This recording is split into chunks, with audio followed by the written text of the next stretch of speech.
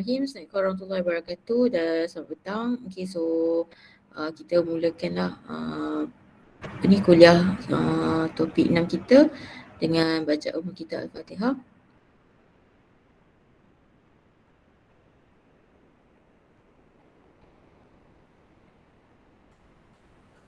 Okay, so bagi memberkati lagi kuliah kita pada malam ni, saya jemputlah Danish Hakim daripada M1T2 untuk membacakan doa.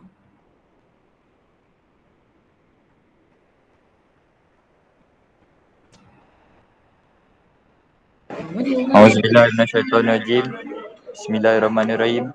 Allahumma ta'alaina hikmataka wansyur alaina min huzaini rahmatika ya arhamar rahimin. Rabbi syrahli sadri wa yassirli amri wahlul 'uqdatam min lisani yafqahu qawli. Rabbana atina fid dunya hasanah wa fil akhirati hasanah wa qina azabannar. Sallallahu alaihi sayyidina Muhammad wa ala alihi washabbihi wasallam walhamdulillahi rabbil alamin. Amin. Alright, thank you. Okay, so untuk malam ni saya nak cuba habiskanlah topik 6. Memandangkan hari tu kita dah habis bincang berkenaan dengan reflection at a spherical surface. Okay, so before saya proceed to refraction on a spherical surface, ada apa-apa tak nak tanya berkenaan dengan reflection at a spherical surface? Korang dah cuba dah jawab soalan yang saya bagi ni? Dapat dah?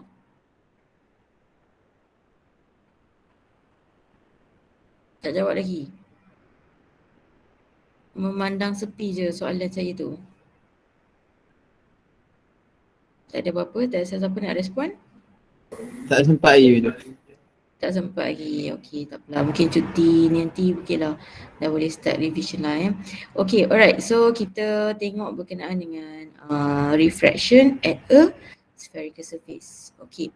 So kalau reflection, okey, 6.1 adalah berkenaan dengan reflection. Maksudnya kita nak tengok pergerakan cahaya tu bila dia bergerak lurus, tapi bila ada pantulan pada cermin, ke mana arah pantulan tersebut, dan kita nak tengok apa karakteristik of the image. Okey, bila mana ada beberapa position of object located in front of the mirror. Okey, so kita ada dua mirror lah. Convex dengan concave. Okay, kanta cembung dengan kanta pula. Cermin cekung dan cermin kembung. Okey, untuk 6.2, alright, kita nak bincang berkenaan dengan refraction. Okey, dia dah masuk refraction lah. Okey, so kalau refraction maksudnya cahaya tu dia boleh apa? Pantul. Dia pantul? Kalau refract? Bias. Terbias. Dia terbias, maksudnya dia boleh pass through. Okay, kalau time SPM dulu korang ada apa, Snell's law, ingat lagi tak? Kalau time SPM korang ada Snell's law. Okay, yang korang ada N1 sin theta 1 sama dengan N2 sin theta 2, ingat? So maksudnya dia konsep pada you ada dua different surface. Maksudnya surface tu kita define from the refractive index lah. Okay, so let's say yang pertama ni air. Air satu dia punya refractive index. Okay, sini adalah air. And then refractive index yang kedua adalah water. Let's say water 1.33 dia punya refractive index. Okay, so now you ada light ray. Okay, cahaya. So cahaya light ray, saya kata sebelum ni light ray dia mesti ada anak panah. Okay, dan bila light ray dia pass through the incident, the level. So dekat sini dia mesti ada apa? Angle of incident. Okay, betul. So bila dia bila cahaya ni dia menembusi ke different medium. Maksudnya kalau tengok sini N1 dia lagi kurang refractive index daripada N yang kedua. Okay, apa yang berlaku pada so maksudnya sekarang dia pergi kepada denser medium lah kan. Okay, apa yang berlaku kepada line of reflection awak? Adakah dia moving away from the normal ataupun dia mendekati normal? Away, normal. Menjauhi. Away. Menjauhi. Tak Yakin? sure. Yakin. Okey, apa dia, apa nak cakap? Berapa speed of light in air? 3 eksponen 3. 3 eksponen? 3 8. eksponen 3? Okey, kita kata speed of light in air, kita kata C lah Okey, 3 kali 10 kuasa 8. Okey, meter per second. Okey, macam mana kita define refractive index ni? Okey, refractive index ni adalah speed of light in air divided by velocity of light in medium. Okey, saya ulang balik semula. Refractive index ni, macam mana kita dapat nilai refractive index adalah speed of light in air, yang ni constant, bahagikan dengan velocity of light in a medium. Okey, kalau dalam air, macam mana awak boleh dapat 1? Maksudnya Sebab berapa velocity? Dengan C. Betul, okey. So sebab velocity of light in air sama dengan C lah. Betul, sebab dia dekat udara. Okey, how about velocity of light in water? Okey, adakah dia bertambah ataupun dia berkurang? Berkurang. Dia berkurang, betul. Sebab bila awak bahagi dengan nilai lebih kecil, awak akan dapat nilai lebih besar, betul? Betul. Okay. So maksudnya maximum value adalah speed of light in air lah.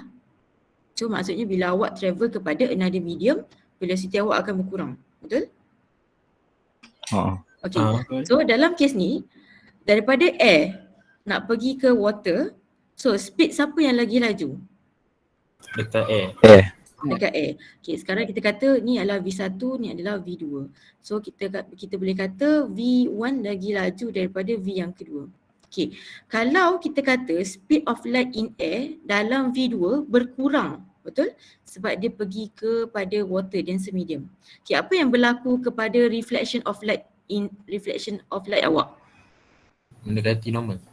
Yes, betul. Kenapa dia mendekati normal?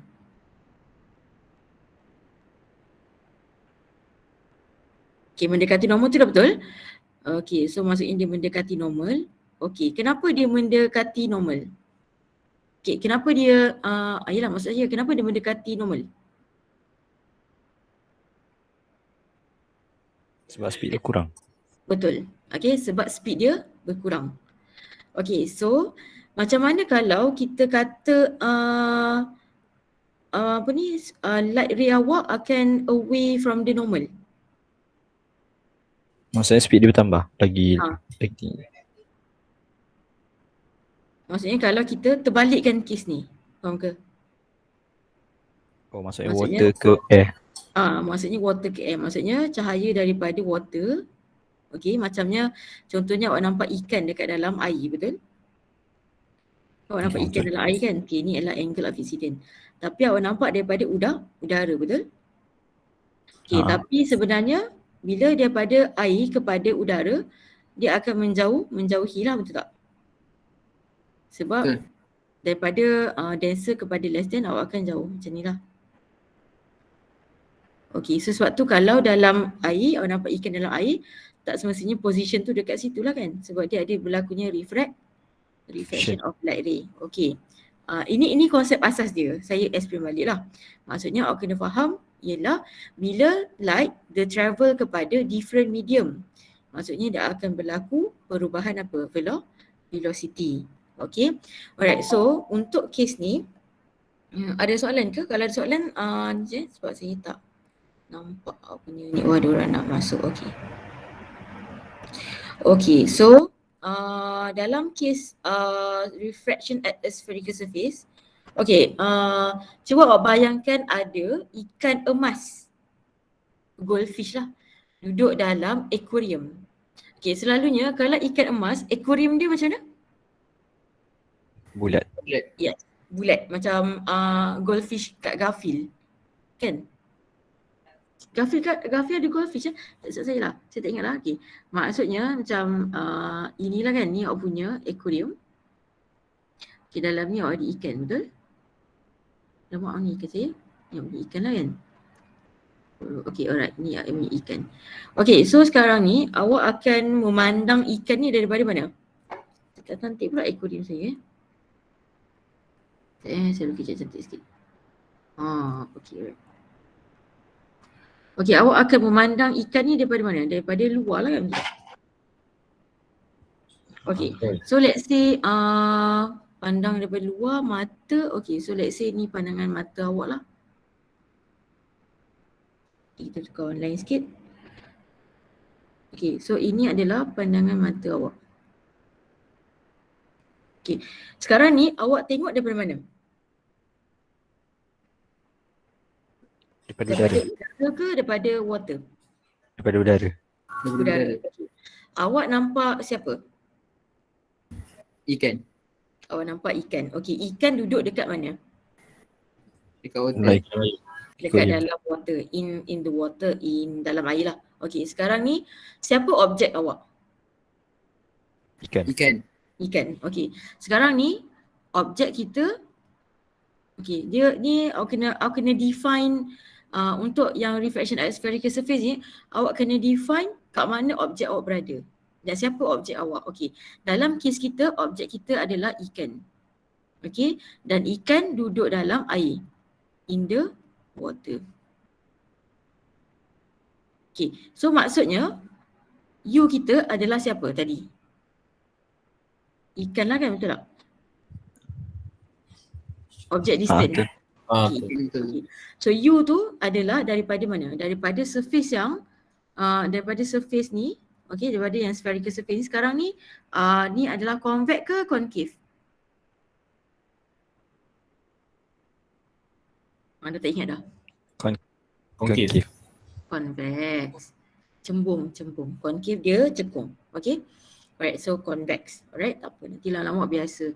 Okay, so sekarang ni awak tengok ikan tu daripada surface convex. Ikan duduk dalam air. So daripada surface sampai ke ikan ni adalah U, object distance. Okay, so N1 maksudnya ni adalah refractive index untuk objek. So tadi ikan duduk dekat dalam mana? Dalam air. Dalam air.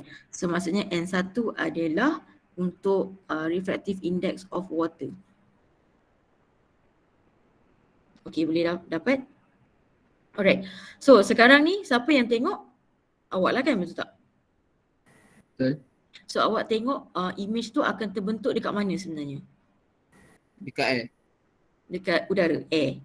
Okay. So maksudnya N2 ni akan jadi air. Macam confused pula kan? Ni udara lah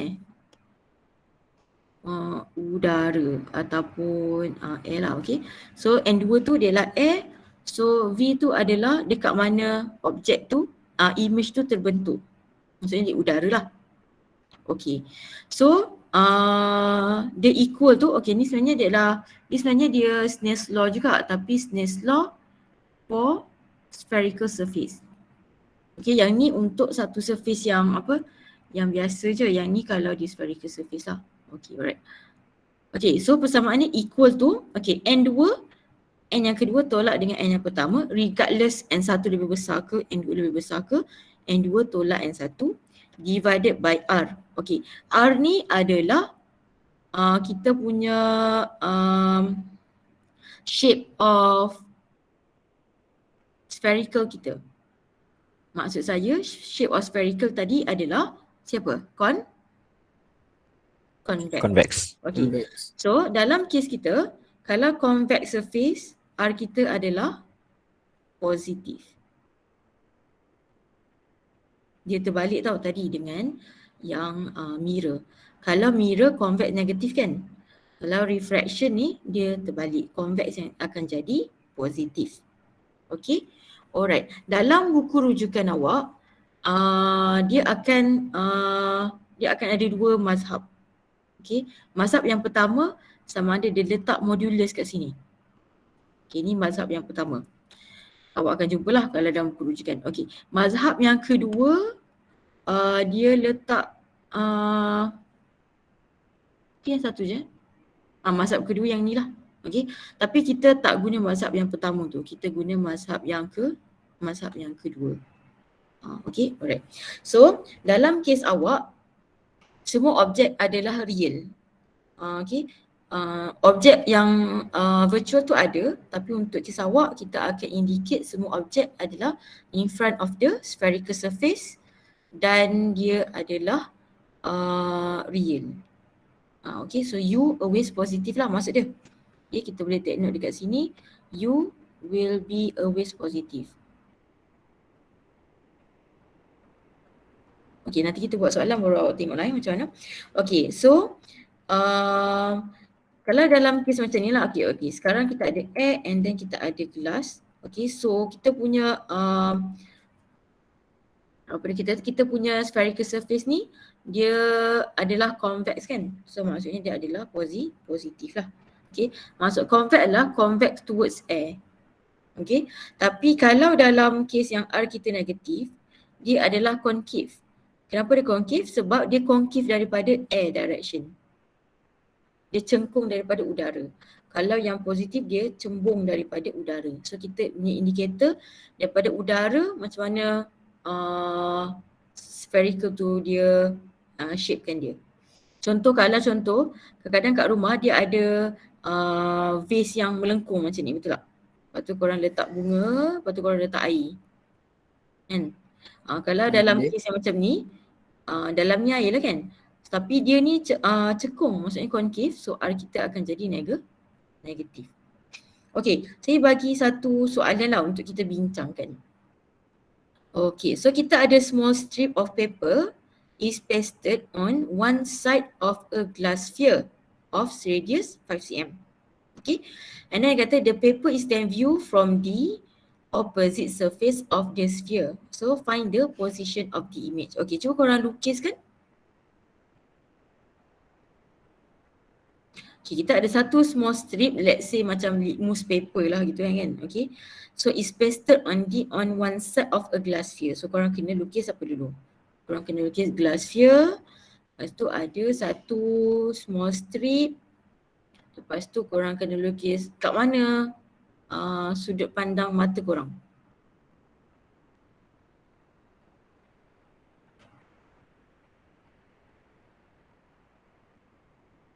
Okay, dah berjaya lukis? Oh, korang ada glass sphere. Ni glass sphere korang. And then ada small strip dekat sini. Betul? Okay, lepas tu dia kata radius dia adalah R dia adalah 5 cm. Okay, so mata korang kat mana? On the opposite side, nampak dia. View from the opposite surface, maksudnya mata kita kat sini lah kan? Ni mata korang. Okay, berapa objek distance? Soalan pertama, berapa objek distance? 10 cm. Okay, sebab dia sampai sini lah kan, betul tak? So from here to here adalah U sama dengan diameter lah, betul? Okay, ni betul. Okay, yang kedua, berapa N1?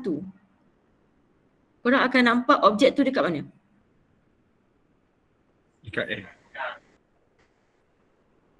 Sekarang ni, dalam gelas. Korang akan nampak dia dalam gelas sebenarnya, bukan air.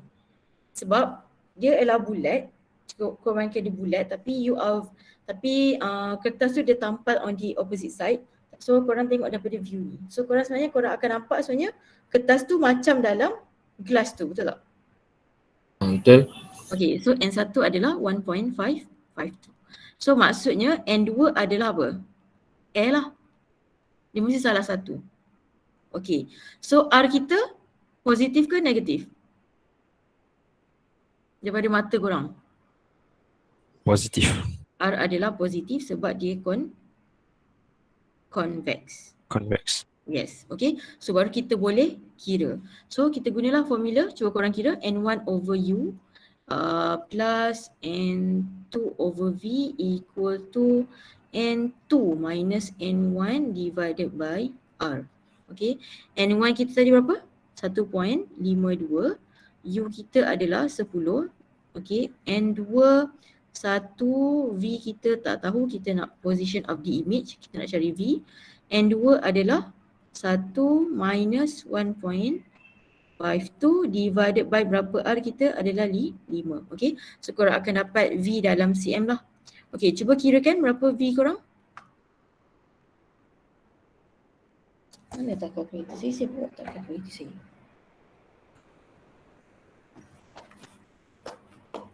Okay. Okay, cuba kirakan berapa dapat V image distance? Dia possible untuk dapat negatif. Possible sebab dia boleh jadi virtual. Negatif 3.91. Negatif 3.91.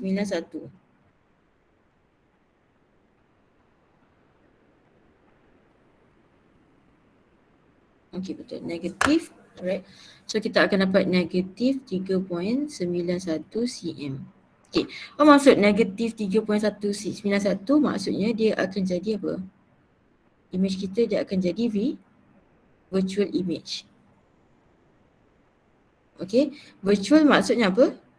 Virtual maksudnya tadi Virtual maksudnya tadi dia akan terbentuk in front of the surface. Maksudnya dia akan terbentuk dekat mana? Luar glass sphere ni. Dia akan jadi kat sini lah. Korang akan nampak dia dekat sini.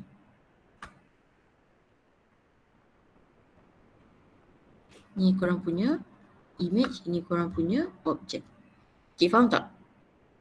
Faham. Okay, so maksudnya kalau keluar soalan macam ni, pertama sekali korang kena determine siapa objek korang.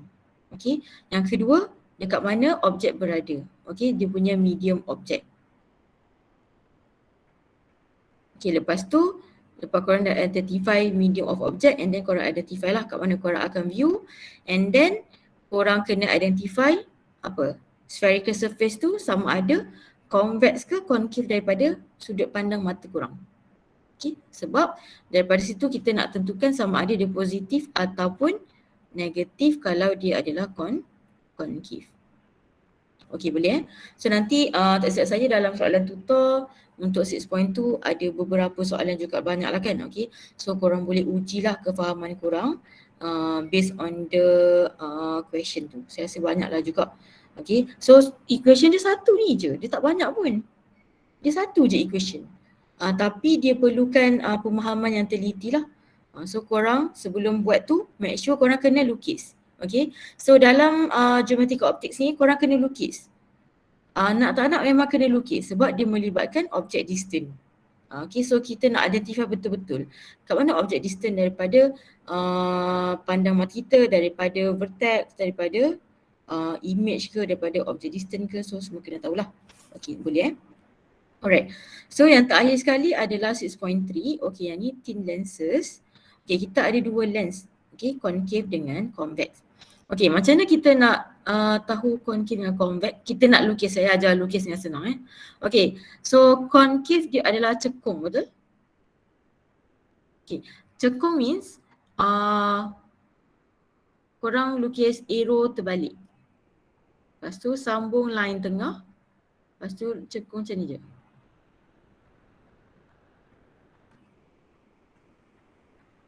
Okay, ini jadi concave.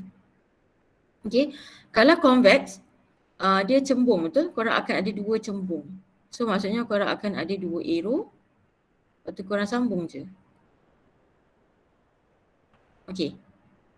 Dapat tak? Di idea macam mana korang nak lukis concave lens dan convex lens dengan cantik dan betul. Okay. So kita tak nak cantik je, kita nak benda tu dia tepat lah sebenarnya. Okay. So concave, kalau dalam mirror dia adalah positif, betul tak? Maksudnya korang akan nak dapat 5 karakteristik concave. But once it become lens, dia dah terbalik dia punya sifat dia. Maksudnya concave lens sifat dia sama macam convex mirror, tapi convex lens dia sama macam concave mirror. Okay. Dan untuk lens ni dia akan bahagi lagi kepada 3. Sudah ada 3 pula. Okay. So korang kena identify lah type of lens tu. Sebab dia boleh jadi yang pertama adalah double concave ataupun double convex. Maksudnya apa? Kalau double convex, dua-dua ni nilai dia adalah negatif R lah sepatutnya. Okay. And then kalau plano, Sebab kalau korang nampak kat sini straight line kan. Okay. So maksudnya kat sini adalah negatif. Straight line ni dia adalah sebenarnya R dia infinity. Sama juga kalau plano convex positif R infinity. Okay.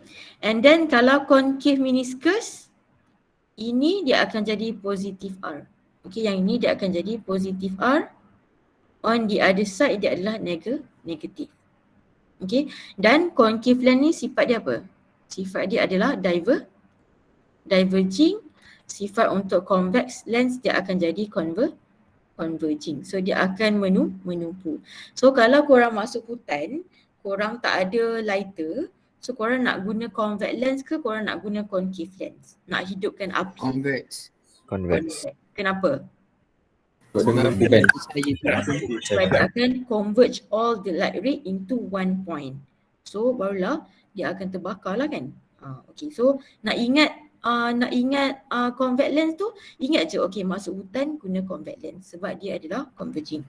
Okay, so maksudnya sekarang instead of concave dan convex lens, korang sebenarnya ada 6 lens. Termasuklah tadi dan double, plano dengan meniscus. Okay, alright. So yang ini ray diagram lah, yang ni saya tak perlu explain lah, saya rasa korang pun boleh buat dan korang pun boleh observe melalui physics tu. Okay, cumanya kalau korang perasan dekat sini, okay, untuk ini semua untuk convex lah, convex dia akan ada 5 karakteristik dan kalau korang perasan dia sama je. Kalau mirror, U mesti kurang daripada F, so dia akan jadi virtual. Cumanya mirror objek terbentuk dekat belakang.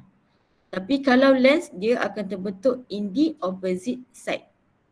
Okay, sebab real object untuk lens dia akan terbentuk di mana? Di belakang lens. Tapi kalau mirror dia akan terbentuk di depan lens lah sebab dia reflection, betul. So siapa yang melanggar hukum dia, so jadi virtual lah. Okay, dan untuk convex lens, concave lens dia sama jugalah macam mirror tu. Sebab dia nampak ni, virtual, upright and diminish. Sama macam convex mirror. Convex mirror pun sama, virtual, upright and diminish. Cumanya virtual dia jadi dekat sini. Yang lens dia jadi dekat sama position dengan image. Okay, alright. Okay, yang ni yang saya nak explain lebih sikit lah ya. Okay, thin lenses equation yang ni semua dah tahu. Okay, cuma dekat sinilah F ni kita nak kena tahu sama ada F untuk convex lens ataupun F untuk concave lens. Okay, so convex lens mesti positif, concave lens mesti negatif. Saya identify lah. And then magnification ni pun saya ni sama jugalah yang macam kita guna untuk mirror tu. Okay, yang ini yang saya nak explain lebih. Okay, so macam mana kita nak guna lens maker equation. Okay, sekarang ni equation dia adalah 1/f n material divided by n medium, okay, minus 1. Maksudnya lens tu dia akan nyatakan apa daripada mana dia dihasilkan. Macam mana, apa material lens tu dan apa medium dia. Medium tu maksudnya apa? Dekat mana lens tu berada. Contohnya korang pakai cermin sekarang. So you are wearing a lens. So where are you now? Apa medium korang? Sekarang ni. Apa medium korang? Udara. And so N akan jadi 1 lah. Melainkan korang kuliah dengan saya, korang duduk dalam air. So N medium akan jadi siapa? Air. Akan jadi water lah. Advance betul sambil sambil berenang malam-malam dengar kuliah kan. Advance lah ni. Okay, tu kalau tu advance sangat tu. Okay, contoh je lah saya bagi. Okay, so and kena ingat lah atas material, bawah medium. Okay, minus 1. Okay, sini yang saya nak tekankan R1 dengan R2. Okay, dalam korang punya buku rujukan ada mazhab yang dia guna plus. Okay, ni dalam buku rujukan. Okay, tapi untuk korang dia tak guna plus ni. Okay, tapi kalau nak guna boleh tak? Boleh, tak ada masalah. Tapi sebab dalam silibus kita tak guna plus, kita guna negatif. Okay, so dua-dua tu betul. Cumanya saya akan ajak ikut mazhab metrik lah. Saya tak akan ajak ikut mazhab buku reference. Okay, so macam mana kita nak tentukan R1 dengan R2? Okay, let's say saya ada convex lens. Okay, korang kena tengok daripada mana cahaya datang. Okay, so cahaya datang daripada depan ni, cahaya daripada objek lah. Okay, cahaya ni dia akan lalu dekat R yang pertama. Okay, R yang pertama R apa? Bentuk apa R yang pertama ni? Convex. Convex. Okay, so R pertama adalah convex, maksudnya dia adalah positif. Okay, and then cahaya ni dia akan pergi mana? Dia akan masuk ke dalam lens ni, betul?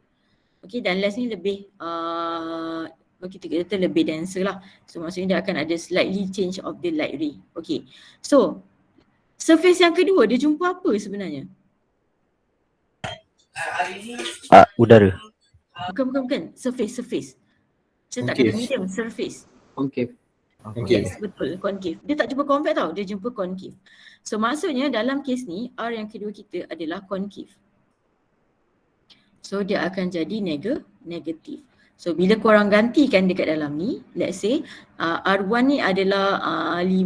So kita kata R1 sama dengan R2 lah nilai dia, which is equal to 5. So bila korang ganti kat sini akan jadi 1/5 minus negative 5. Okay, so korang akan dapat positif lah. Betul tak? Sebabnya minus positif kan? So korang akan dapat dekat sini F korang positif. Betul tak? Betul. Sebab ini adalah convex lens. Convex lens F dia kena positif. Okay, nampak tak related dia? Oh, beza antara yang dia dengan yang lagi satu tu Betul. Sebab kita nak bezakan antara convex dengan concave. Okay, so kita buat pula untuk concave. Okay, kalau concave, so korang kena lukis direction of light ray. Okay, so light ray datang dari sini. Okay, R yang pertama adalah R apa? Negatif, concave kan? Okay, concave maksudnya dia akan jadi negatif, betul? Okay, lepas tu dia akan masuk lagi dalam lens tu. So dia akan jumpa surface apa? Convex. Maksudnya R yang kedua kita adalah convex. So dia adalah positif. So bila kita gantikan dalam formula yang ni, okay, dia akan jadi 1 over negative R1, betul? So negatif tadi minus R2. Okay, agak-agak korang akan dapat negatif ke positif? Negatif. So automatik bila korang dapat ni nilai dia negatif, so automatik korang punya F pun akan jadi negatif lah. Betul tak? Betul lah. Sebab concave lens indikator dia negatif F. Okay, faham? So untuk kita nak tentukan R korang positif ataupun negatif, korang kena ambil one direction of light ray. Okay, so take note dekat sini mesti ambil pada indikator korang adalah one direction of light ray. Okay, so korang kena guna formula yang ada negatif ni. Sebab formula ni yang dia bagi dalam list of formula dalam exam nanti. So korang kena guna formula ni lah. So saya ajar macam mana nak guna formula ni dengan betul. Dan untuk lens, object distance korang pun sama je. Dia mesti in front of the lens dan dia akan always positif. Dia tak akan jadi negatif lah. Okay, so boleh tak objek korang virtual? Boleh. Okay. Tapi untuk korang punya syllabus, kita tak cover objek virtual. Kita hanya cover objek yang real sahaja. Tapi image boleh tak jadi real dan virtual? Yes, it can happen for both lens. Alright? Okay. So yang ni yang saya dah tadi saya dah explain. Alright, so saya rasa itu je lah yang saya nak tekankan untuk topik 6 ni. Okay, end of this topic. Okay, cuba korang listkan. Okay, ni korang punya self learning lah. Okay, cuba korang listkan berapa banyak equation yang terlibat dalam topik ni. Sama ada mirror, spherical surface tadi dengan lens equation, lens metric equation. Okay, and then cuba korang try lukis ray diagram. So satu untuk mirror, satu untuk lens. Okay, maksudnya kenapa korang lukis ni adalah untuk korang nak check betul tak ray diagram yang korang lukis. Okay, and then determine characteristic of the image based on the ray diagram yang korang lukis untuk dua-dua ni lah kan, untuk mirror dan lens. Okay, and then identify sign convention. Okay, sign ni penting lah untuk kita bezakan sama ada concave, convex, convex lens, convex surface, and then concave surface. Okay, sebab benda tu yang akan membezakan sama ada kita akan dapat virtual negative value ataupun real positive value. Okay, so dalam topik 6 ni sebenarnya dia tak susah, tapi dia akan susah bila korang terlepas pandang pada sign dia, sama ada korang nak masukkan positif ataupun negatif. Itu yang antara korang, benda yang korang kena take note lah.